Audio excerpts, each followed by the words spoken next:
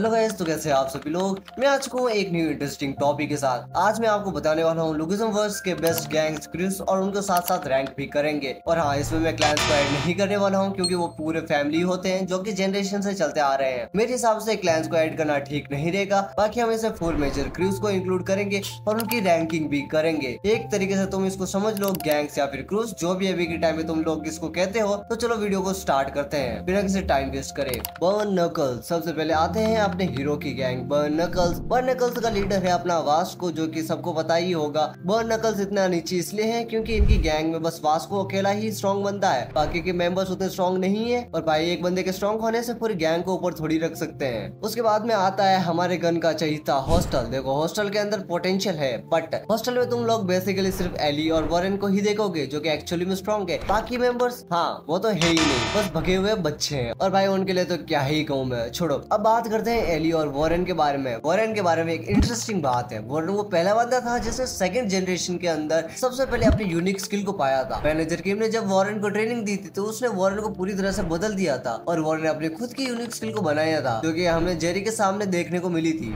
वहाँ उसने बिना रुके जेरी को इंसेन तरीके से हरा दिया था। एली जांग, हॉस्टल के बड़े पप्पा जी, मेरे ख्याल से वो पहला बंदा था जिसने सेकंड जनरेशन के अंदर मास्टरी अचीव की थी। जब उसकी फाइट सियोंगडू वांग के साथ हो रही थी तब उसने अपने वॉल को सरपास करके यूनिक मास्टरी हासिल की थी। और उसके पास एनिमल इंस्टिंक्ट्स भी है, जिसकी ट्रेनिंग एली को टॉम ली ने बचपन से ही दी थी। वेपन्स बस उसके वाइल्डनेस को रोकने के लिए ही होते हैं। जैसे ही उसके हाथ से वेपन्स निकाल दो, ओपोनेंट समझ लो कि खत्म। हाँ, इसका मतलब ये नहीं है कि वो सबको हरा देगा, ऑफ कोर्स उसकी भी लिमिट है। बाकी मेंबर्स जैसे कि डेरिक और मैक्स और ऐसे कुछ ज्यादा खास नहीं है अभी के लिए, उनको ट्रेनिंग के लिए काफी ज्यादा जरूरत है। अभी वो लोगन से भी हार जाएंगे, इसलिए हॉस्टल के बाद में मैं रखने वाला हूँ बिग डील को। I know kind of expected था सबके लिए। हमारे बिग डील के मेंबर्स हैं just monster Samuel Seo, captain Kim का बेटा Jake Kim, boy of promise सिनुहान, hidden dragon line man, lord of Jake Kim, Jerry Kwon. और भी मेंबर्स है, बट मैं सिर्फ इंपॉर्टेंट मेंबर्स का ही नाम लूंगा जो कि एक्चुअली में स्टोरी में मैटर करते हैं। लाइन मैन इंचियोन आर्क में उसकी परफॉर्मेंस देखने लायक थी। 2 एग्जीक्यूटिव को हरा दिया था उसने 2v1 फाइट में, जिन्हें डैनियल ने भी स्ट्रॉन्ग बोला था। और ये लाइटनिंग जॉय का स्टूडेंट है तो फिर काइंड ऑफ एक्सपेक्टेड था। पाइचन जो के सामने भी कुछ सेकंड्स तक टिक गया था, जो कि काफी बड़ी बात है। जेरी क्वान, रिपोर्टर किम ने जब उसको अपनी डैड की फाइट्स की रिकॉर्डिंग दी है तब से हमें वो ज्यादा दिखाया नहीं गया। विदाउट यूनिक स्किल वॉरेन से ऊपर रख सकते हो और यूनिक स्किल के साथ इजिली वॉरेन के लेवल के आसपास आ जाता है। और जेरी वॉरेन डुओ को तुम एली के लेवल के आसपास का रख सकते हो। सिनुहान, बिग डील का बैकबोन, सेकंड जनरेशन में इनविजिबल अटैक्स को क्रिएट करने वाला बंदा। स्पीड मास्टरी के साथ वर्गस का फाइटिंग अरीना का नंबर 1 था ये बंदा। और Hunt for big deal arc में एली और वॉरेन दोनों को अकेला हैंडल किया था इस बंदे ने, जो कि कोई छोटी बात नहीं है। जेक किम, बिग डील का स्ट्रॉन्गेस्ट मेंबर और लीडर, सन ऑफ गैप्टन किम। इस बंदे ने गन के जेल ट्रेनिंग रिकॉर्ड को भी तोड़ दिया था। और फर्स्ट एफिलिएट आर्क में सैमुअल को भी इसने एक कन्विक्शन पंच के साथ नॉकआउट कर दिया था। हंट फॉर गन आर्क में उसने गन को भी कुछ सेकंड्स के लिए चौंका दिया था। सैमुअल सियो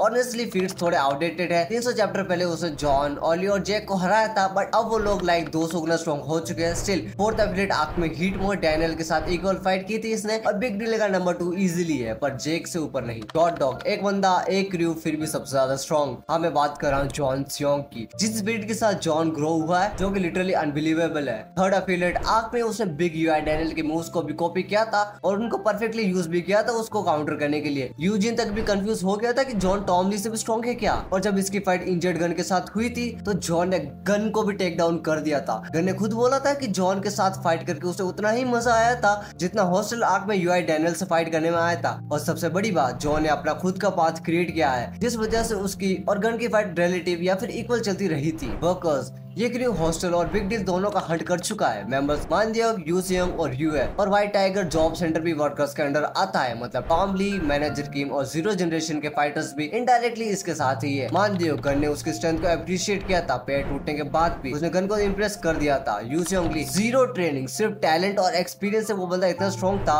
कि जॉन सियोंग, जो कि यूआई डैनियल के मूव्स को कॉपी करके रखा था, उसके साथ इसने इक्वल मैच किया था। यूए हाईली अंडररेटेड कैरेक्टर है। कैंटो रीजन को इसने यूनाइट किया था और गन ने भी इसको प्रेस किया है। वेपन के बिना उसको जज करना गलत रहेगा। टॉम ली और मैनेजर किम के बारे में तो तुम सब लोगों को पता ही होगा। किटाई किम का कार्टेल, डिटेल्स काफी ज्यादा कम है, पर जो चीज इसको खास बनाती है वो है किटाई किम खुद। इजिली टॉप 3 करंट फाइटर्स में आता है। प्राइम जिचांगवा को भी इसने हरा दिया था और जिनरांग को एक्स के साथ टैंक करके भी हरा दिया था। जेम्स ली के इक्वल पोर्ट्रेट किया गया है ये बंदा। एंड फाइनली हमारे टॉप स्पॉट पे आती है फिस्ट गैंग, गैप्टन किम्स गैंग। और सबसे टॉप पे मेरे हिसाब से हमेशा यही रहेगी गैप्टन किम की फिस्ट गैंग। गैप्टन किम लेजेंडरी फाइटर है जिसे शिंगेन यामाजाकी को हरा के कोरिया को बचा लिया था। Jin Young Park copy genius और current medicine genius elite Charles Choi या फिर अपना आधा ठाकुर। इंडिविजुअल अटैक्स का क्रिएटर फिस्ट गैंग का number 2 Tom Lee the king of beggars. Captain Kim के मरने के बाद भी हर फाइटर उसकी रेस्पेक्ट करता है। पिटाई एक एक्सेप्शन है ऑब्वियसली। और इसी के साथ हमारी वीडियो ये यहीं पे खत्म होती है। अगर आपको मेरी वीडियो पसंद आई हो तो लाइक शेयर और सब्सक्राइब जरूर से करना, ताकि आपको मेरी और न्यू वीडियोस देखने को मिले और मुझे मोटिवेशन मिले ताकि मैं नए वीडियोस बनाऊं। चलते हैं, अभी के लिए इतना ही। मिलते हैं आप सब लोगों से फिर से एक न्यू इंटरेस्टिंग टॉपिक के साथ।